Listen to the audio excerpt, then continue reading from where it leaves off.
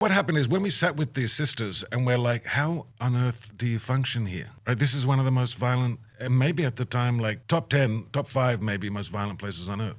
How do you work here? And how do the kids get to you? Right? If all these gangs are in all these neighborhoods and the kids are coming, because what the sisters do there is they run computer classes, they run remedial education classes. Actually, they teach breakdancing. I think at one stage they had a harp, actually, and they were teaching kids how to play the harp, honestly. So every day they've got all these kids coming through. I got to see the breakdancers, we got to see the computer labs. So they're running all of this. And then all these kids are there. So when you go there are all these kids in this center. And you have to ask the question, well, how do they get here? Like, aren't they accosted on the way? Isn't it like, how do they... And what we discovered was that if they wear this T-shirt, so the sisters had this T-shirt, it's like a light green color and has a butterfly on it. And we discovered that if they wear this T-shirt, the gangs let them through because they know they're going to see the sisters. And what you realize then is that a lot of the people that are the gang, because the gangs, many of them are young, right? 16, 17, 18 years old. Many of them went and know the sisters and were actually helped at some point in their life by the sisters. So they have a lot of fondness for them. And they're like a protected group in these communities. And if you wear the T-shirt, you also get protected. And so we then asked this question of them. We said, so if kids are wearing the T-shirt, they get a free pass through these neighborhoods? Yes. So you have a version of a gang color? And the answer is yes, right?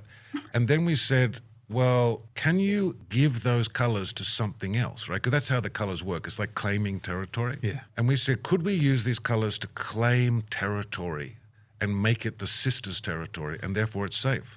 And so we did this work with the sisters and with the community, and what we discovered is that you can. That if we could make these colors like clearly the nuns' colors, if we painted other things with these colors. So like street poles and borders and we walls. could do that. So what we started doing was we started painting the basketball court and the soccer area, and then we painted schools. Right. And we painted them with these colors that are the nuns' colors. And each time we would paint this, they would become safe zones. And so you suddenly had the ability to, like one of the stories, they were on a soccer field and we painted the nuns' colors and it was protected. But the gang said, okay, but we still want to be able to use this. And so the sisters negotiated with them. The gangs use it for a few hours a day. The kids use it for the rest, right?